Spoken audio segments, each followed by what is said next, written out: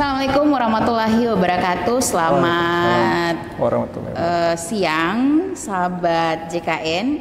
Kembali lagi di podcast kali ini, podcast Mohungguli JKN. Dan kali ini DP judul sistem rujukan. Yang pasti teman-teman sobat JKN di rumah mau bertanya-tanya soal rujukan yang ada A, ada B, ada C begitu. Dan sekarang orang bersama dengan Bang Agil. Selamat sore. Selamat sore Mbak Rara. Oke, langsung pertanyaan yang pertama. Langsung. Ini sebenarnya rujukan itu yang bagaimana dulu? Kalau misalnya mau jelaskan pas sobat CKN di rumah, yang dorang tahu kan mungkin rujukan itu kertas atau kata kunci mau pergi rumah sakit, atau bagaimana itu rujukan itu? Baik, terima kasih langsung pertanyaannya. Iya, langsung. Karena Baik. Kalau mau tanya kabar so pasti sehat-sehat kan? Baik, terkait sistem rujukan, jadi untuk baru dari kata sistem dan rujukan. Jadi kalau misalnya sistem adalah sebuah alur atau sebuah tatanan yang akan mengatur mengenai rujukan. Sedangkan rujukan itu sendiri adalah di mana apabila tidak selesai di satu tempat, maka dia akan melakukan pelimpahan atau rujukan ke tempat lain. Jadi untuk kategori rujukan sendiri itu ada beberapa macam, seperti yang disampaikan oleh Mbak Rara tadi, ada A, ada B, ada C. Cuma pada intinya untuk rujukan itu ada yang sifatnya horizontal, ada yang sifatnya vertikal, dan ada yang sifatnya rujuk balik. Itu sebagaimana tertuang di dalam PMK terbaru. Ini PMK terbaru baru dikeluarkan bulan kemarin, yaitu PMK nomor 16 tahun 2024 terkait sistem rujukan pelayanan kesehatan perorangan. Nah, tadi itu ada rujukan horizontal, vertikal, rujuk balik. Itu boleh menjelaskan satu-satu poin-poin itu, ada 3 poin. Jadi untuk rujukan horizontal, jadi kalau misalnya horizontal artinya dia ke samping ya. Kalau ke samping artinya tingkat dari fasilitas kesehatan itu mirip. Jadi kalau misalnya dari fasilitas kesehatan tingkat pertama seperti puskesmas, klinik pertama atau DPP itu akan merujuk ke tingkat pertama lainnya. Misalnya di dalam satu puskesmas tidak tersedia suatu sarana prasarana karena dia tidak memiliki USG. Jadi untuk dilakukan rujukan ke FKTP lainnya itu namanya yang ada adalah DP USG. USG itu adalah namanya rujukan horizontal. Oke. Beda halnya kalau misalnya dia sifatnya ke atas. Kalau sifatnya ke atas artinya dari tingkat pertama akan merujuk ke tingkat lanjutan. Dalam hal ini adalah rumah sakit atau klinik utama. Oke. Nah, itu sifatnya sudah lebih ke layanan spesialistik yang tidak dapat dilakukan di fasilitas kesehatan tingkat pertama. Nah, selanjutnya adalah rujuk balik.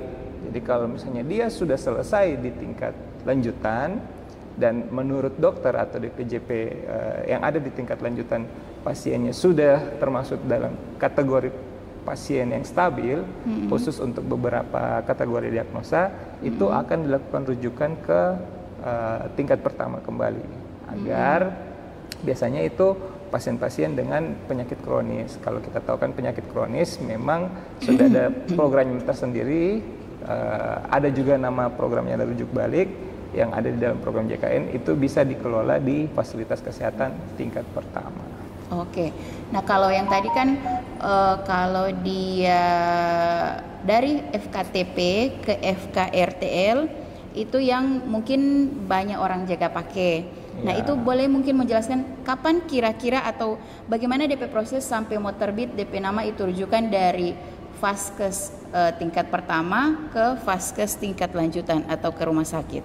Jadi untuk peserta JKN yang pasti pertama akan melakukan kontak dulu atau mengakses fasilitas kesehatan tingkat pertama, bertemu, ini poin paling penting, bertemu dengan dokter yang ada atau penanggung jawab pelayanan yang ada di fasilitas tingkat pertama, diperiksa didiagnostik oleh dokter. Kalau memang pasien tersebut secara kondisi medisnya atau kebutuhan medisnya itu harus dirujuk atau memerlukan kebutuhan sarana penunjang lainnya untuk dilakukan pemeriksaan lanjutan, itu akan dirujuk ke vertikal atau horizontal, seperti itu, Mbak Rara.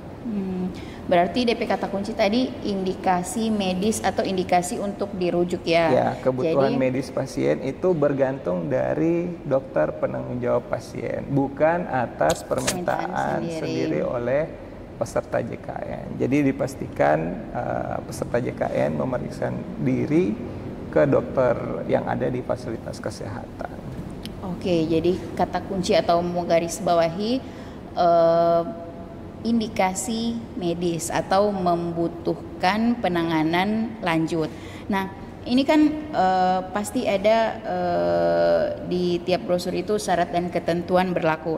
Nah, ini syarat apa saja yang harus dipenuhi atau harus ada di peserta JKN itu supaya ada rujukan? Yang paling penting itu indikasi medis.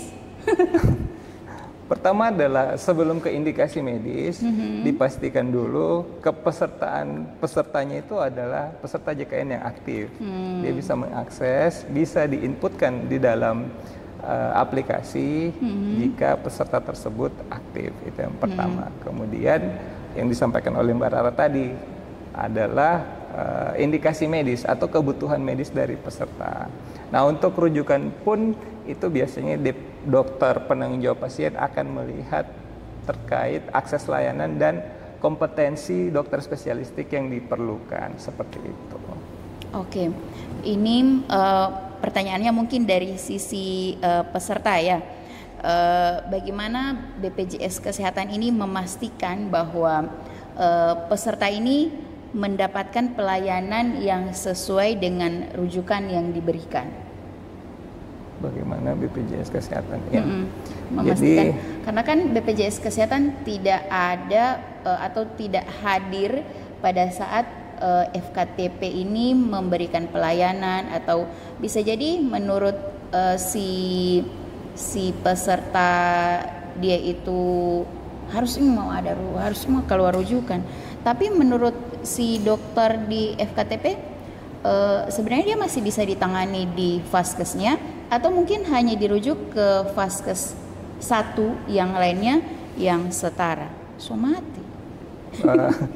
Baik, biasanya di BPJS Kesehatan sendiri itu dokter yang ada di FKTP sebenarnya sudah memiliki informasi dari ada namanya sistem health informasi fasilitas sistemnya HAFIS di BPJS Kesehatan.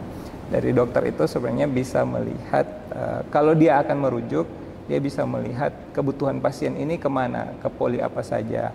Nah, di dalam pelayanannya juga dokter itu dalam tanda kutip dibekali semacam iCare. Jadi iCare itu ada informasi-informasi peserta kalau memang peserta ini pernah berobat di mana saja. Jadi dari situ dokter bisa menegakkan diagnostik apakah memang rujukan ini diperlukan peserta atau tidak. Bagi peserta yang menurut dokter tidak perlu dirujuk ke FKRTL, itu biasanya dokter akan melakukan edukasi kepada peserta, seperti itu. Oke, nah ini di episode sebelumnya orang itu sempat bahas yang DP nama Mobile JKN. Nah, apakah rujukan itu boleh memuncul di aplikasi Mobile JKN yang saking canggihnya ini Mobile JKN, atau ada yang DP nama mungkin rujukan elektronik, atau rujukan ini harus dia bawa-bawa di kertas begitu, atau bagaimana supaya peserta itu ada kepastian yang mana, oh saya ini mau pergi di rumah sakit A karena berdasarkan ini yang saya bawa, atau bagaimana dia? Baik, di dalam sistem Mobile JKN sendiri sudah ada fitur atau tools untuk informasi apakah pasien tersebut sudah memiliki nomor rujukan atau tidak. Karena nomor rujukan ini penting. Nomor rujukan ini akan menjadi tiket masuknya peserta ke fasilitas kesehatan yang lain.